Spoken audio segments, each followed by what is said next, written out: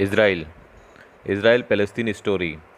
दोस्तों, जब से इज़राइल बना 1948 में, तब से जो क्लैशेस होते हैं, जो झड़पें होती हैं ज्यूस और फ़लस्तीन के बीच में, वो आप सभी ने कभी न कभी सुनी होगी।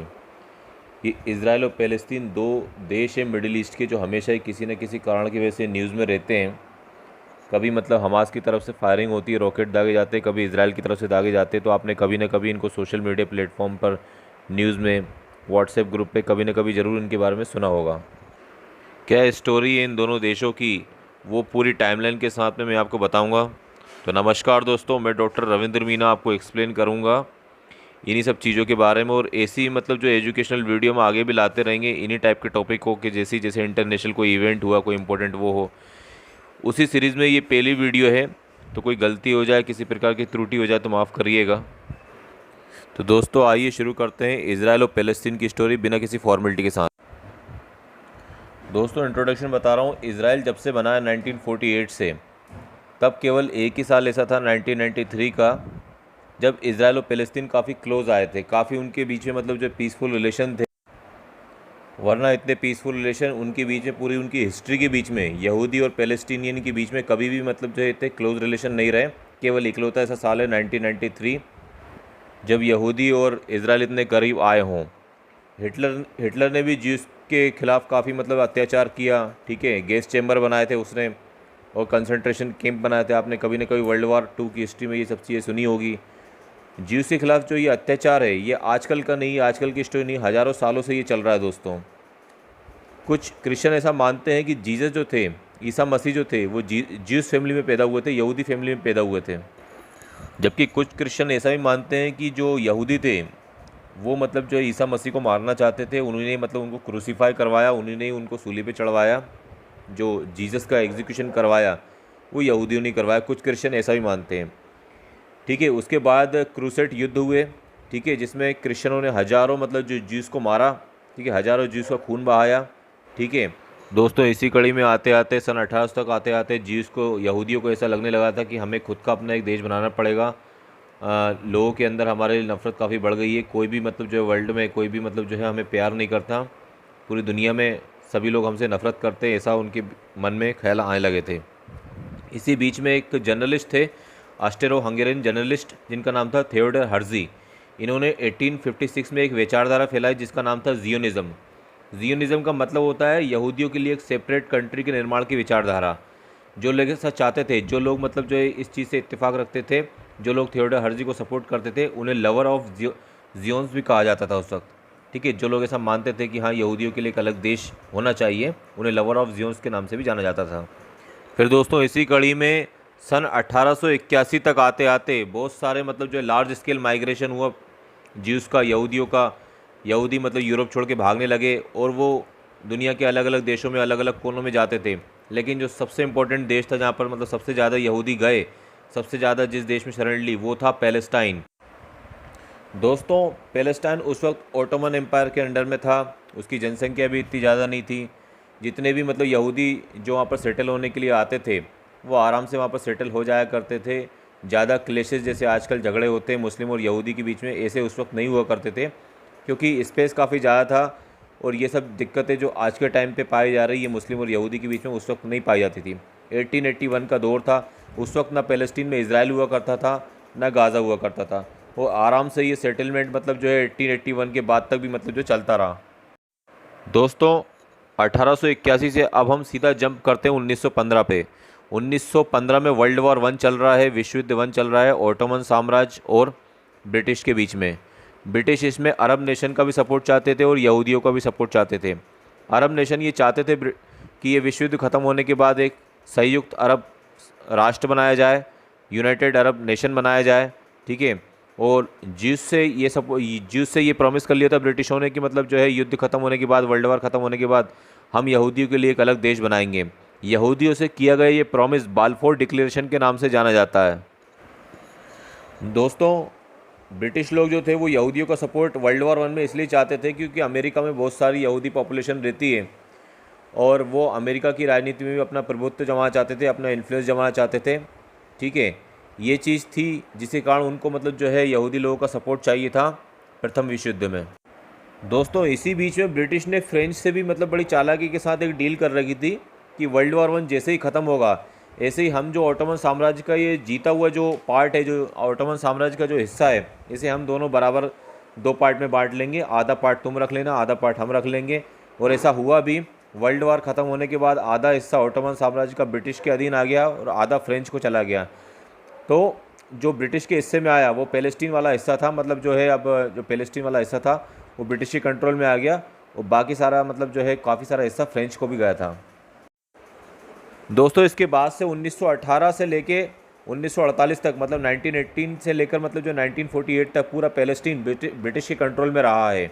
ठीक है, इसी बीच में जर्मनी में क्या हो रहा था, जर्मनी में 1930 के दशक में मतलब हिटलर का राइज़ हुआ। हिटलर वहाँ पर एक बहुत बड़ा नेता बन के आया। पहले तो वो एक मिलिट्री कमांडर था, बाद में मतलब जो है उसने जो चांसलर बन गया जर्मनी का और फिर एक तानाशाही बन गया। आपने उसकी स्टोरी कभी ना कभी सुनी होगी। दोस्तों जैसे ही मतलब जो जर्मनी में हिटलर का राज आता है, जैसे वो चांसलर बनता है, यहूदियों के लिए जर्मनी नरक जैसा बन जाता है। हिटलर ने जितनी भी यहूदी पॉपुलेशन थी उनको चुन चुन के मारा। ठीक है, कंसंट्रेशन कैंप बनाए, गैस चैम्बर बनाए जिनमें यहूदियों को बड़ी बुरी कंडीशन में ठूस ठूस के भरा जाता था। ट्रेन से, बाकायदा ट्रेन से यहूदियों को भर भर के लाया जाता था और उन कंसंट्रेशन कैंपों में ले जाया करता था। वो इतना बड़ा नरसंहार था कि उसके लिए एक पर्टिकुलर वीडियो अलग से बनाई जा सकती है। दोस्तों जब हिटलर जर्मनी में आया तो उसने बड़ी संख्या में मतलब जो यहूदियों का जीनोसाइड किया। जीनोसाइड एक ऐसा शब्द है वो हम यूज़ करते हैं जब मतलब किसी पर्टिकुलर कम्युनिटी का बड़े स्केल पे कत्लेआम हो, बड़े स्केल पे उसे मतलब जो अपने कंट्री से वॉश आउट कर दिया जाए, उस चीज़ को हम जीनोसाइड कहते हैं। जब हिटलर ये कर रहा था तो बड़ी संख्या में मतलब जो यहूदी जनसंख्या जर्मनी छोड़ के दुनिया के अलग अलग देशों में गई, दुनिया के अलग अलग देशों में उसने शरण ली। ऐसे ही एक देश पैलेस्तीन था, क्योंकि पैलेस्तीन में 80-81 में भी मतलब उन्होंने शरण ली थी, तो दोबारा वो पैलेस्तीन में बड़ी मात्रा में गए। पैलेस्तीन में उस वक्त ब्रिटिश का कंट्रोल था, जैसे कि मैंने आपको बताया 1918 से लेकर 1948 तक ब्रिटिश लोग मतलब पैलेस्टीन पे मतलब जो हुकूमत करते थे, तो अभी भी उनके अंडर में पैलेस्टीन था। पहले तो ब्रिटिश लोगों ने कोई दिक्कत महसूस नहीं करी, बड़े आराम से मतलब जो है यहूदियों को अंदर आने दिया, लेकिन बाद में ब्रिटिशों ने इस चीज़ पे रोक लगा दी।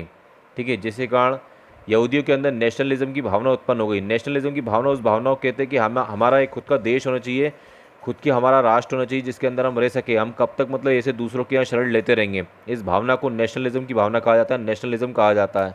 यही भावना दूसरी तरफ पैलेस्टीनियन लोगों के अंदर भी हुई कि हम कब तक इन लोगों को शरण देते रहेंगे, ऐसा ना हो कल से ये हमारे देश पे कब्जा कर ले और हमें बाहर खदेड़ दें।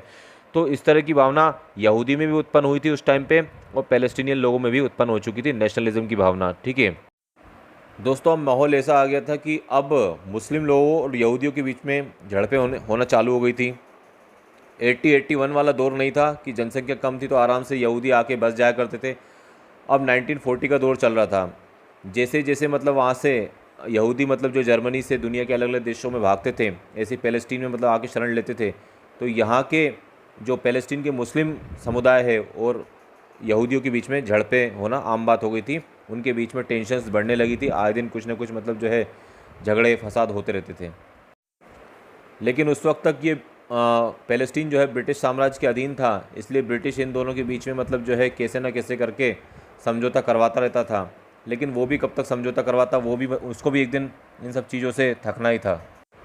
इसके बाद दोस्तों वर्ल्ड वार 2 ख़त्म होता है और ब्रिटिश का साम्राज्य पूरी दुनिया से ख़त्म होने लगता है। जैसे कि वर्ल्ड वार 2 के बाद इंडिया को वो छोड़ के गए थे, ऐसे ही उन्होंने मतलब जो ऑटोमन एम्पायर का जो बचा हुआ हिस्सा था जो फ्रेंच से उन्होंने बांटा था, वो भी छोड़ के वो चले गए। वो पैलेस्टीन और यहूदियों की ये सिचुएशन बीच में ही उनके मत्थे छोड़ के चले गए। उन्होंने इसके बीच में मध्यस्थता करने की कोशिश नहीं करी और ये कह के चले गए कि आपको 2 नेशन थ्योरी मतलब 2 नेशन थ्योरी का आइडिया दे के चले गए कि 2 देश यहाँ पर बनने चाहिए, एक ज्यूज़ के लिए बनना चाहिए और दूसरा पैलेस्टीन लोगों के लिए बनना चाहिए। लेकिन ये काम मैं नहीं करूँगा, ये बंटवारे का काम मैं नहीं करूँगा, यूनाइटेड नेशन को दूंगा, यूनाइटेड नेशन ही आपका आगे की समस्या आपकी संभालेगा, ऐसा बोल के चले गए। आगे दोस्तों यूनाइटेड नेशन ने मतलब जो एक पार्टीशन प्लान रखा है इन लोगों के लिए कि जो 50% जो हिस्सा है पैलेस्टीनियन टेरिटरी का वो जाएगा ज्यूइश लोगों के पास, यहूदी लोगों के पास, और जो 43% हिस्सा है वो अरब लोगों के पास जाएगा, यानी कि पैलेस्टीन लोगों के पास जाएगा। ठीक है, तो जो यहूदी लोग थे वो तो इससे काफ़ी खुश थे कि उन्हें तो अपना एक देश चाहिए था जो कि मिल ही गया था, लेकिन अरब नेशन मतलब जो है इसके बिल्कुल खिलाफ थे, उन्होंने इस चीज़ को नहीं माना। और सारे अरब देशों ने मिल के, जितने 5-6 जो मुस्लिम कंट्री नेशन थे उन्होंने मिल के मतलब जो है इसराइल पे आक्रमण कर दिया। इस वॉर को इस बैटल को फर्स्ट अरब वार के नाम से जाना जाता है। हिस्ट्री के अंदर 1948 का युद्ध था इसराइल और 5 अरब नेशन के बीच में। ये पहला युद्ध था जो इसराइल ने ऑफिशियली लड़ा था, ठीक है। और 5 मुस्लिम कंट्रियों से अकेला इसराइल उस युद्ध में जीत गया था, ठीक है। 1949 में युद्ध जीतने के बाद अब इसराइल के पास जो पहले का हिस्सा था उससे कई ज़्यादा हिस्सा अब इसराइल के पास आ गया था, ठीक है। लेकिन कुछ हिस्सा मतलब जो है पैलेस्टीन नेशन का गाज़ा के इजिप्ट के पास चला गया था, गाज़ा पट्टी वाला, और वेस्ट बैंक वाला हिस्सा जॉर्डन के पास चला गया था। दोस्तों, इस 1949 की युद्ध के बाद 7 लाख पैलेस्तीन लोगों को अपने ही देश से छोड़कर दूसरे देशों में रेफ्यूजी बनना पड़ा था, ठीक है। 7 लाख पैलेस्टीनियन लोग मतलब जो है एक अपने देश को छोड़ के दूसरे देशों में गए। इसे पैलेस्टीनियन एक्सोडस के नाम से जाना जाता है। अब हम 1949 से सीधा कूदते हैं 1967 पे, ठीक है। इस वक्त भी मतलब जो है ऐसी इतनी टेंस सिचुएशन हो गई थी कि मतलब जो है बाकी देशों ने मिलके, इजिप्ट, जॉर्डन, सीरिया, इन्होंने मिलके इसराइल पे दोबारा आक्रमण कर दिया था और इस युद्ध को भी इसराइल ने बड़ी मतलब जो है बहादुरी के साथ जीता। दोस्तों, 1967 का जो वॉर है, जो बैटल है, वो इसराइल के लिए काफ़ी गर्व की मानी जाती है, क्योंकि मतलब इसराइल ने मात्र 6 दिनों में ही इन सारे देशों को हरा दिया था, ठीक है। और इन जितने भी देश, ना केवल इन लोगों को हराया, इनकी ज़मीन भी काफ़ी हड़प ली थी। जैसे इजिप्ट से गाजा स्ट्रिप छीन ली थी जो 1948 में उसके पास चली गई थी। जॉर्डन से वेस्ट बैंक नामक हिस्सा छीन लिया था, और इजिप्ट से उसका सिनाई पेनिनसुला वाला हिस्सा भी उसे छीन लिया था। मात्र 6 दिन ये युद्ध चला था और इसराइल ने अकेले सारे देशों को हरा दिया था। इसलिए इस लड़ाई को 6 डे वॉर के नाम से भी जाना जाता है। दोस्तों, 1964 में इसी बीच में एक पैलेस्टीनियन ऑर्गेनाइजेशन बनता है जिसे पैलेस्टीनियन लिबरेशन ऑर्गेनाइजेशन के नाम से जानते हैं। इनका एक ही मोटो था कि हमें इसराइल के अस्तित्व को ख़त्म करना है, इसराइल को छोड़ना नहीं है। यूएसए और इसराइल ने इसे एक टेररिस्ट ऑर्गेनाइजेशन की संज्ञा दी। हालांकि 1974 में पैलेस्टीन लिबरेशन ऑर्गेनाइजेशन को यूनाइटेड नेशन ने रिकॉग्नाइज़ किया और रिप्रेजेंटेटिव माना पैलेस्टीन का, कि ये यहाँ के पैलेस्टीन के रिप्रेजेंटेटिव हैं, लेकिन यूएसए और इसराइल ने इसे एक टेररिस्ट ऑर्गेनाइजेशन ही माना। इसके बाद में दोस्तों 1979 में इजिप्ट और इसराइल के बीच में पीस टॉक होती हैं। इजिप्ट मतलब जो है इसराइल को रिकॉग्नाइज़ करता है और इस प्रकार वो अरब नेशन का पहला ऐसा देश बन जाता है जिसने इसराइल को रिकॉग्नाइज़ किया था।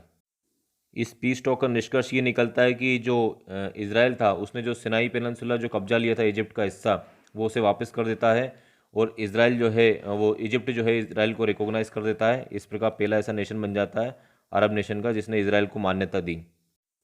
दोस्तों, ये पीस टॉक इतनी सक्सेसफुल रही थी कि इजिप्ट और इसराइल के प्राइम मिनिस्टर को कुछ टाइम बाद इस प्रकार की वार्ता के लिए, शांति की वार्ता के लिए नोबेल प्राइज़ भी दिया गया था। हालांकि ये अलग बात थी कि इजिप्ट के प्राइम मिनिस्टर को 2 साल के बाद ही मतलब जो है उनके ही देश में मार दिया गया, कुछ एक्सट्रीमिस्ट ग्रुप के द्वारा, राइट विंग ग्रुप के द्वारा, जो नहीं चाहते थे कि हमारी कोई भी वार्ता इसराइल के साथ चले। 1967 से 1980 के बीच में, इसी बीच में वेस्ट बैंक में काफ़ी सारे लेकिन इजरायली सेटलमेंट हो जाते हैं। काफ़ी सारे इलीगल लोग मतलब जो है यहूदी लोग मतलब जो है वेस्ट बैंक में बस जाते हैं, क्योंकि उन्हें ऐसा लगता है कि ये तो हमारे देश का हिस्सा हो चुका है। तो वो परमानेंट सेटलमेंट, पक्का मकान अपना बना लेते हैं वेस्ट बैंक की धरती पर, जो कि पैलेस्टाइन का है, ठीक है। इंटरनेशनल कम्युनिटी इसे इलीगल करार देती है। फिर 1992 का दौर आता है।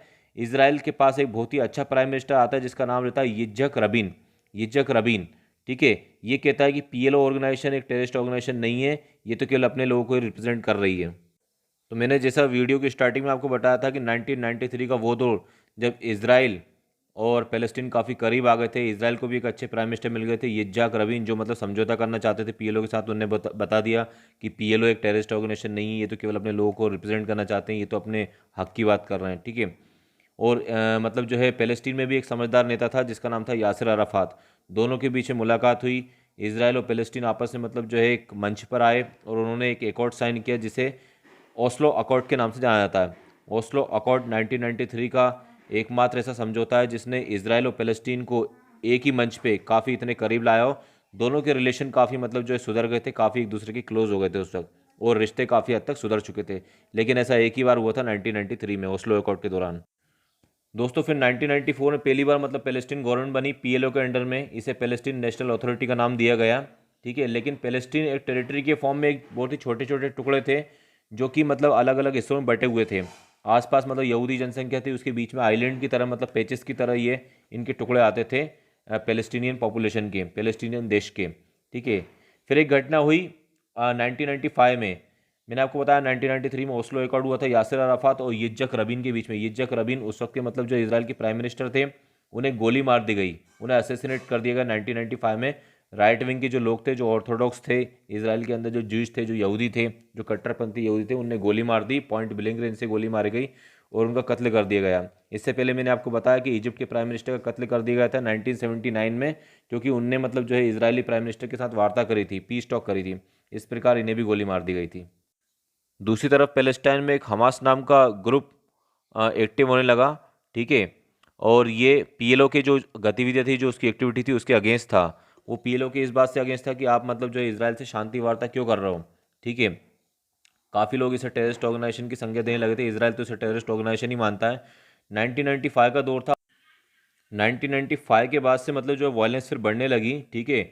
हमास और पीपुल्स लिबरेशन ऑर्गेनाइजेशन पीएलओ के लोग आपस में ही लड़ने लगे, ठीक है। सन 2000 के बाद ये वायलेंस काफ़ी ज़्यादा बढ़ने लगी। इसराइल ने मतलब जो अपनी कॉलोनी के आसपास दीवार खड़ी करना चालू कर दी, गार्ड्स लगाने चालू कर दिए, ताकि मतलब हमास के लोगों से इनको सुरक्षा प्रोवाइड किया सके। सन 2006 में हमास इलेक्शन तक जीत गया था वहाँ के। फिर 2007 में सिविल वॉर हुए, हमास और पीपुल्स लिबरेशन ऑर्गेनाइजेशन के बीच लोगों में झड़प हुई, ठीक है। इसे बैटल ऑफ गाजा के नाम से भी जाना जाता है, 2007 की। इसके बाद में मतलब हमास और पीएलओ के बीच में ये झड़प हुई, तो पैलेस्टीन दो पार्ट में डिवाइड हो गया। एक गाजा पट्टी, जिसे हमास रूल करता है, हमास को लोग टेररिस्ट ऑर्गेनाइजेशन ही बोलते हैं, वेस्टर्न कंट्री काफ़ी सारे इसे टेररिस्ट मानती है। और एक वेस्ट बैंक को फतेह नामक ग्रुप और पीपुल्स लिबरेशन ऑर्गेनाइजेशन मतलब जो है दोनों मिलकर रूल करते हैं, ठीक है। अब मतलब जो है इनके बीच में क्लेशेस इतने ज़्यादा हुए कि आए दिन मतलब दंगे होते रहते हैं। कभी मतलब जो है हमास रॉकेट दाग देता है इसराइल के ऊपर, कभी मतलब इसराइल मतलब जो हमास के ऊपर रॉकेट दाग देता है। इनके बीच में सॉल्यूशन यूनाइटेड नेशन ने बताया था कि 2 नेशन सॉल्यूशन इनके बीच में बन सकता है, लेकिन उसके बीच में कौन ये सब चीज़ समझौता करे, कौन ये सब चीज़ों को आगे बढ़ाए, ये सब देखने वाली बात है। थैंक यू दोस्तों, ये वीडियो देखने के लिए। आपको ये वीडियो कैसी लगी कमेंट बॉक्स में ज़रूर बताइएगा।